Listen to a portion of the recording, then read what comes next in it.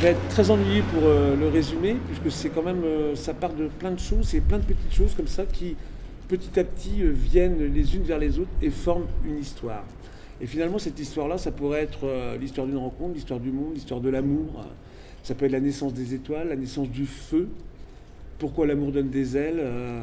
Mais il y a surtout une chose qu'on apprend, excusez-moi, c'est parce que dans une des fables de La Fontaine, on dit que le renard a volé un fromage à un corbeau. Mais personne n'a jamais dit comment le corbeau a eu le fromage. Dans ce spectacle, il y a aussi l'explication. Donc il y a effectivement presque les origines du monde, mais aussi les origines des histoires. Donc voilà. Rappelons que c'est un seul en scène, donc. Hein. Donc c'est du théâtre pour un homme seul, ouais, avec du public quand même. Oui. Hein, donc voilà, et c'est plutôt un spectacle tout public, mais à partir du jeune public. C'est-à-dire que chacun peut y lire ce qu'il en entend.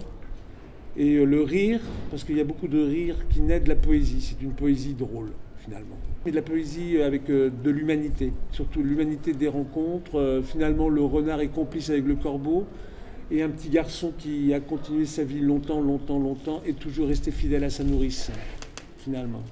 Qu'elle soit sa mère, sa sœur, peu importe. C'est les gens qui l'ont accompagné qui ont fait que sa vie est ce qu'elle est.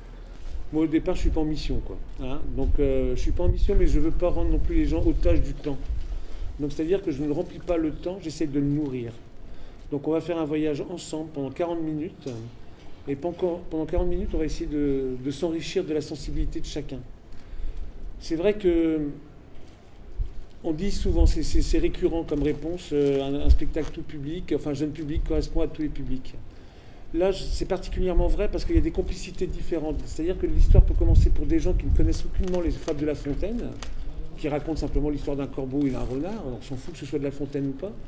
Mais les gens qui connaissent déjà La Fontaine et qui apprennent comment le corbeau a eu le fromage, tac, ça y est, ça crée un rire. Enfin, c'est des complicités comme ça un petit peu décalées. Il y a aussi des extraits de chansons.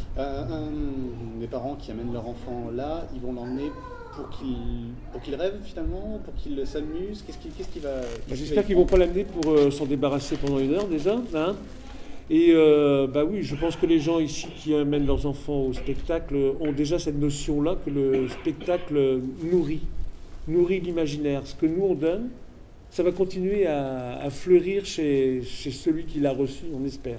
Ou autrement, c'est ça que j'appelle de la prise d'otage. On te donne un truc, clac, tu manges, hop, t'as plus faim, ça y est, dehors. Nous, c'est hop, on donne un peu à manger et hop, après ça doit continuer à fleurir, à embellir la vie.